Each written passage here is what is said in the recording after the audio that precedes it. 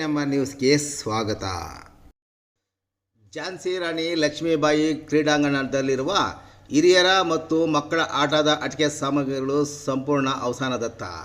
ಚಿಂತಾಮಣಿ ನಗರದ ಝಾನ್ಸಿ ರಾಣಿ ಲಕ್ಷ್ಮೀಬಾಯಿ ಕ್ರೀಡಾಂಗಣದಲ್ಲಿ ಮಕ್ಕಳು ಆಟವಾಡಲು ಅಳವಡಿಸಿರುವ ಆಟಿಕೆ ಸಾಮಗ್ರಿಗಳು 2019ರಲ್ಲಿ ಅಳವಡಿಸಿದ್ದು 1 ವರ್ಷ ಕಳೆಯುವ ಮುನ್ನವೇ ನಾಶವಾಗಿದ್ದು, ಆಟಿಕೆ ಸಾಮಗ್ರಿಗಳನ್ನು ಇದುವರೆಗೂ ಅದನ್ನು ಬದಲಾವಣೆ ಮಾಡಲು ಯುವಜನ ಸೇವಾ ಇಲಾಖೆ ಮುಂದಾಗಿಲ್ಲ.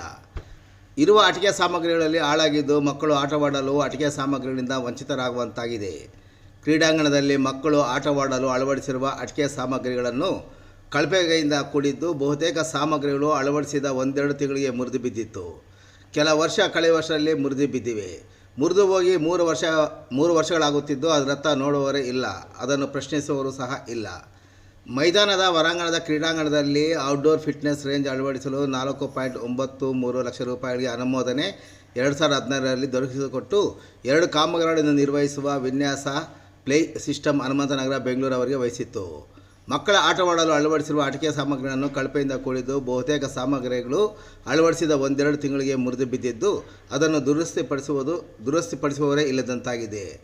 ಇನ್ನು ಹಿರಿಯರಿಗೂ ಅಳವಡಿಸಿರುವ ಕೆಲ ಸಾಮಗ್ರಿಗಳು ಜಿಮ್ ಕೇಂದ್ರದಲ್ಲಿ ಎಲ್ಲ ವಸ್ತುಗಳು ಮುರಿದು ಬಿದ್ದಿವೆ. ಜಿಮ್ ಕೇಂದ್ರಕ್ಕೆ ಬೀಗ ಜಡಿದು ಹಲವು ವರ್ಷಗಳೇ ಕಳೆದಿವೆ, ಆದರೆ ಅದರತ್ತ ಗಮನ ಹರಿಸುವವರೇ ಇಲ್ಲದಂತಾಗಿದೆ. ಇನ್ನು ಈ ಬಗ್ಗೆ ಟಿಪ್ಪು ನಗರದ ಮಕ್ಕಳ ಪೋಷಕ ಇಮ್ರಾನ್ ಪಾಷಾ ಪ್ರತಿಕ್ರಿಯಿಸಿ ಮಾತನಾಡಿ, ಮಕ್ಕಳನ್ನು ಆಟವಾಡಿಸಲು ನಗರದ ಝಾನ್ಸಿ ರಾಣಿ ಲಕ್ಷ್ಮೀಬಾಯಿ ಮೈದಾನಕ್ಕೆ ಹೋದರೆ ಹಲವಾರು ಮಕ್ಕಳ ಆಟಿಕೆ ಸಾಮಗ್ರಿಗಳು ಮುರಿದು ಬಿದ್ದಿರುವುದು ಒಂದೆಡೆಯಾದರೆ, ಹಲವಾರು ಆಟಿಕೆ ಸಾಮಗ್ರಿಗಳನ್ನು ದುರಸ್ತಿ ಮಾಡಬೇಕಾಗಿದೆ. ಇತ್ತೀಚೆಗೆ ಮಕ್ಕಳ ಆಟವಾಡಲು ಕರೆದುಕೊಂಡು ಹೋಗಿ ಅಲ್ಲಿ ಸಾಮಗ್ರಿಗಳು ಕೆಟ್ಟು ಹೋಗಿ ಮಕ್ಕಳನ್ನು ವಾಪಸ್ಸು ಮನೆಗೆ ಕರೆದುಕೊಂಡು ಹೋಗುವಂತ ಆಗಿದೆ ಎಂದು ಆರೋಪಿಸಿದರು. ಇನ್ನು ವಾಯುವಿಹಾರಿ ಮತ್ತು ಬಿತ್ತನೆ ಬೀಜ ರಸಗೊಬ್ಬರಗಳ ಮಾರಾಟ ಸಂಘದ ಅಧ್ಯಕ್ಷ ವೆಂಗೀರಕೋಟೆ ಶಿವಣ್ಣ ಪ್ರತಿಕ್ರಿಯಿಸಿ ಮಾತನಾಡಿ, ಲಾಕ್ಡೌನ್ ತೆರವುಗೊಳಿಸಿದ ನಂತರ ಮಕ್ಕಳ ಆಟದ ಸಾಮಗ್ರಿಗಳು ಮತ್ತು ಹಿರಿಯರು ಉಪಯೋಗಿಸುವ ಜಿಮ್ ಸೇರಿದಂತೆ ಹಲವಾರು ವಸ್ತುಗಳು ನಾಶವಾಗಿದ್ದು, ವ್ಯಾಯಾಮಕ್ಕೆ ಮತ್ತು ಆಟಕ್ಕೆ ತೊಂದರೆಯಾಗಿದೆ. ಕನಿಷ್ಠ ಅದನ್ನು ದುರಸ್ತಿ ಮಾಡಲು ಅಥವಾ ಬದಲಾವಣೆಗೆ ಯುವಜನ ಸೇವಾ ಇಲಾಖೆ ಅಧಿಕಾರಿಗಳು ಮುಂದಾಗಿಲ್ಲ.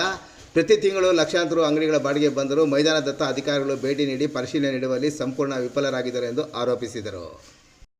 ಇನ್ನು ಈ ಬಗ್ಗೆ ಮೈದಾನದ ಉಸ್ತುವಾರಿ ನೋಡಿಕೊಳ್ಳುವ ಸಿಬ್ಬಂದಿಗೆ ಕರೆ ಮಾಡಿದಾಗ, ಈಗಾಗಲೇ ಈ ಬಗ್ಗೆ ವಕೀಲರ ತಂಡ ನ್ಯಾಯಾಲಯಕ್ಕೆ ದೂರು ಸಲ್ಲಿಸಿದ ಪರಿಣಾಮ ನ್ಯಾಯಾಧೀಶರು ಅಧಿಕಾರಿಗಳಿಗೆ ನೋಟಿಸ್ ಸಹ ನೀಡಿದ್ದಾರೆ.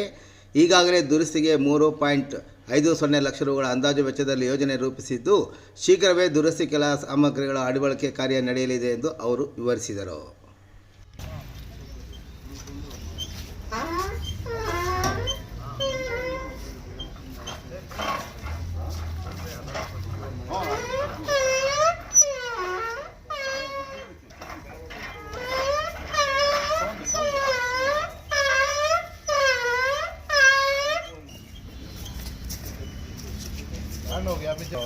దీని గురించి అబ్జెక్షన్ చేస్తాను.